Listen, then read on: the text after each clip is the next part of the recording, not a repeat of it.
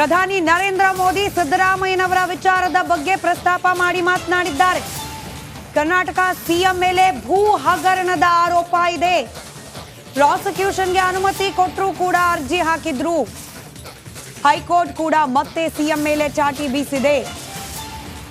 High court ಕೂಡ prosecution ನೀಡಿದ ಕ್ರಮ ಸರಿ ಇದೆ ಅನ್ನೋ ತೀರ್ಪನ್ನೇ ನೀಡಿದೆ ಅಂತ ಹೇಳಿ ಪ್ರಧಾನಿ ಮೋದಿ ಸಿದ್ದರಾಮಯ್ಯನವರ ವಿರುದ್ಧದ ಈ ಭೂ ಹಗರಣ ಮೂಡಾ ವಿಚಾರದಲ್ಲಿ ಅಕ್ರಮವಾಗಿ ಸೈಟು ಪಡೆದ ಹಗರಣದ ಬಗ್ಗೆ ಪ್ರಸ್ತಾಪ ಮಾಡಿದ್ದಾರೆ. ಒಂದ್ ಕಡೆ ರಾಹುಲ್ ಗಾಂಧಿ ಸಿದ್ದರಾಮಯ್ಯನವರಿಗೆ ಕರೆ ಮಾಡಿ ನಾವಿದ್ದೇವೆ, ಹೈಕಮಾಂಡ್ ನಿಮ್ಮ ಪರವಾಗಿದ್ದೇವೆ ಅನ್ನೋ ಮಾಹಿತಿಯನ್ನ ನೀಡಿದ್ರೆ, ಮತ್ತೊಂದು ಕಡೆ ಪ್ರಧಾನಿ ನರೇಂದ್ರ ಮೋದಿ ಮಾತನಾಡಿದ್ದಾರೆ. ಕೇಳಿಸ್ಕೊಳ್ಳಿ.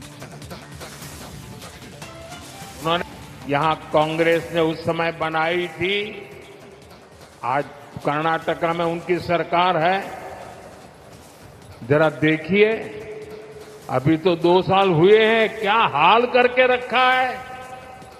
वहां कांग्रेस के मुख्यमंत्री उन पर जमीन घोटाले के आरोप लगे हैं. जब इसकी जांच शुरू हुई तो कर्नाटका के मुख्यमंत्री हाईकोर्ट चले गए.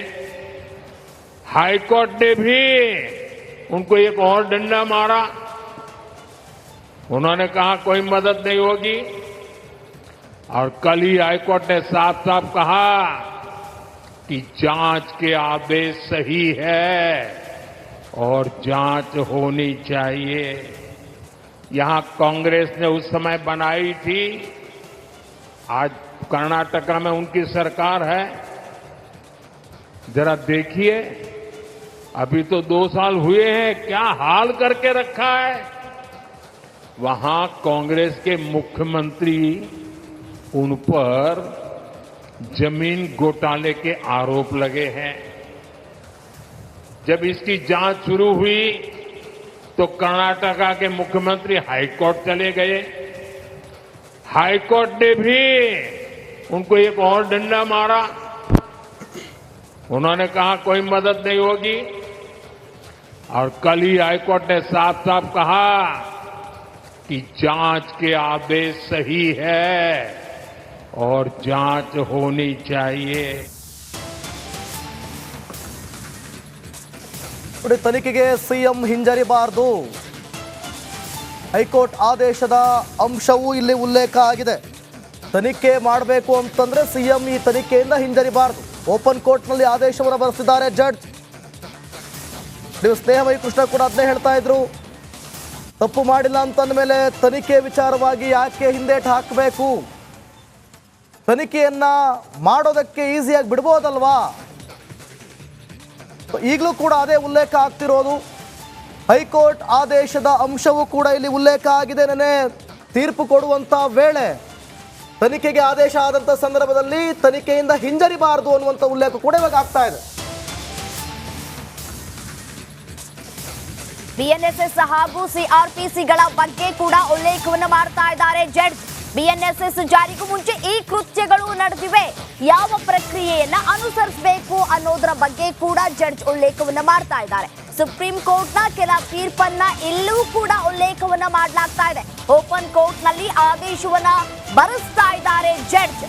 ಯಾವುದೇ ಕಾರಣಕ್ಕೂ ಸಿಎಂ ಹಿಂಜರಿಯಬಾರದು. ಇನ್ ಕೇಸ್ ತನಿಖೆಯನ್ನ ಮಾಡಬೇಕು ಅನ್ನುವಂತಹ ಸಂದರ್ಭದಲ್ಲಿ ಸಿಎಂ ಹಿಂಜರಿಬಾರದು. ಧೈರ್ಯದಿಂದ ಈ ಒಂದು ಕೇಸನ್ನ ಅವರು ಎದುರಿಸಬೇಕು ಅನ್ನುವಂತಹ ವಿಚಾರವನ್ನು ಕೂಡ ಉಲ್ಲೇಖ ಮಾಡಲಾಗ್ತಾ ಇದೆ.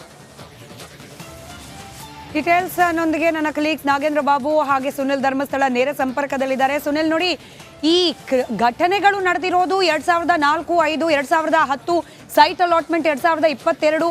ಆದರೆ ಬಿಎನ್ಎಸ್ಎಸ್ ಆಗಿನ್ನೂ ಇರಲಿಲ್ಲ. ಹೀಗಾಗಿ ಯಾವ ಸೆಕ್ಷನ್ಗಳ ಅಡಿಯಲ್ಲಿ ತನಿಖೆ ಆಗಬೇಕು ಅನ್ನೋದ್ರ ಬಗ್ಗೆ ಕೂಡ ಕೋರ್ಟ್ನಲ್ಲಿ, ಅದರಲ್ಲೂ ನ್ಯಾಯಮೂರ್ತಿಗಳ ಆದೇಶದಲ್ಲಿ ಅದ್ರ ಬಗ್ಗೆ ಉಲ್ಲೇಖ ಆಗ್ತಾ ಇರೋದು. ಸೊ ಯಾವ ರೀತಿ ಗಮನಿಸ್ತಾ ಇದೆ ನ್ಯಾಯಾಲಯ ಈ ವಿಚಾರವನ್ನ ಅಂತ ಹೇಳಿ?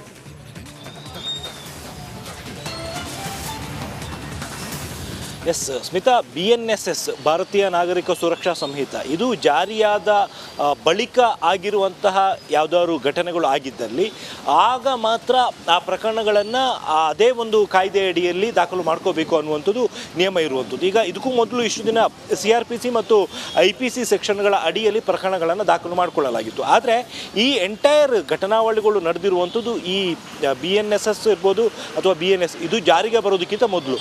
ಹಾಗಾಗಿ ಇಲ್ಲಿ ಯಾವ ಕಾಯ್ದೆಯಡಿ ಪ್ರಕರಣವನ್ನು ದಾಖಲು ಮಾಡಬೇಕು ಅನ್ನುವಂಥಕ್ಕೆ ಸಂಬಂಧಪಟ್ಟಂತೆ ಕೆಲವೊಂದು ವಿಚಾರಗಳು ಚರ್ಚೆ ಆಗಿರುವಂಥದ್ದು ಮತ್ತು ಈ ಹಿಂದೆ ಕೆಲವೊಂದು ಪ್ರಕರಣಗಳಲ್ಲಿ ಸುಪ್ರೀಂ ಕೋರ್ಟ್ನಲ್ಲಿ ಆಗಿರುವಂಥ ಆದೇಶಗಳು ಅಲ್ಲಿ ಯಾವ ರೀತಿಯ ಕಾನೂನನ್ನು ಪಾಲನೆ ಮಾಡಲಾಗಿದೆ ಅನ್ನುವಂಥದ್ದನ್ನು ಕೂಡ ಈ ಜನಪ್ರತಿನಿಧಿಗಳ ವಿಶೇಷ ನ್ಯಾಯಾಲಯದ ನ್ಯಾಯಾಧೀಶರು ಕೋರ್ಟ್ನಲ್ಲಿ ಅರ್ಜಿದಾರರ ಪರ ವಕೀಲರೇನಿದ್ದಾರೆ ಅವರ ಮುಂದಿಟ್ಟಿದ್ದಾರೆ. ಹಾಗಾಗಿ ಇನ್ನೂ ಕೂಡ ಅದು ಡಿಸೈಡ್ ಆಗಿಲ್ಲ.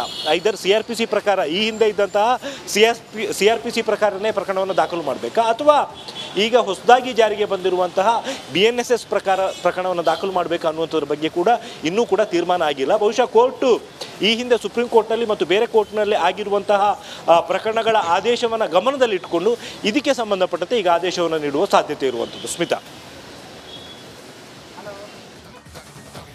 ಜೊತೆಗೆ ನಾಗೇಂದ್ರ ಬಾಬು ಕೂಡ ಲೈವ್ನಲ್ಲಿ ಜಾಯ್ನ್ ಆಗಿದ್ದಾರೆ. ನಾಗೇಂದ್ರ ಬಾಬು, ಬಹಳ ಪ್ರಮುಖವಾಗಿ 1988ರ ಭ್ರಷ್ಟಾಚಾರದ ಕಾಯ್ದೆ 17A ಇದರ ಅಡಿಯಲ್ಲಿ ಒಂದು ವೇಳೆ FIR ದಾಖಲಾದರೂ ಕೂಡ ಯಾವ ರೀತಿಯಾಗಿ ತನಿಖೆ ಮುಂದೆ ಸಾಗ್ತಾ ಹೋಗುತ್ತೆ. ಜೊತೆಗೆ ನೋಡಿ, ಇಲ್ಲಿ ಬಹಳ ಪ್ರಮುಖವಾಗಿ ಸ್ನೇಹಮಯಿ ಕೃಷ್ಣ ಇವತ್ತು ಸ್ಟುಡಿಯೋದಲ್ಲಿ ಹೇಳ್ತಾ ಇದ್ರು, ಒಂದು ವೇಳೆ ಅವರು ನೈತಿಕತೆ ಹೊತ್ತು ರಾಜೀನಾಮೆ ಕೊಡಲಿಲ್ಲ ಅಂತಂದ್ರೆ ತನಿಖೆ ಮೇಲೆ ಪ್ರಭಾವ ಬೀರುವಂಥ ಸಾಧ್ಯತೆಗಳು ಕೂಡ ಇರ್ತವೆ. ಸೊ ಇದು ಆಗ್ಬೋದಾ, ಏನಾಗ್ಬೋದು ಅಂತ ಹೇಳಿ ಈ ಬಗ್ಗೆ ಕೂಡ ಡೀಟೇಲ್ಸ್ ಕೊಡೋದಾದ್ರೆ ಬಹುದು ಅಂತ ಹೇಳಿ ಈಗ ಆಲ್ರೆಡಿ ಹೈಕೋರ್ಟ್ ನ ಒಂದು ಜಜ್ಮೆಂಟ್ ಕಾಪಿಯಲ್ಲಿ ಉಲ್ಲೇಖ ಆಗಿದೆ. ಆದ್ರೆ 218 BNSS ಅಡಿಯಲ್ಲಿ ಅದು ಪ್ರಾಸಿಕ್ಯೂಷನ್.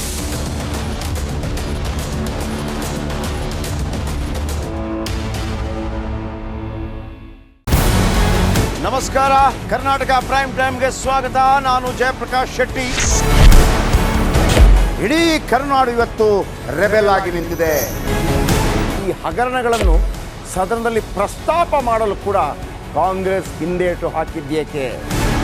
ನಿಮ್ಗೆ ಸಂಬಳ ಅದಕ್ಕೆ, ನಿಮಗೆ ವಾಹನ ಅದಕ್ಕೆ, ನಿಮಗೆ ವೆಪನ್ ಅದಕ್ಕೆ, ನೀವು ಅದನ್ನು ಸೆರೆ ಹಿಡಿಬೇಕಾಗಿತ್ತು.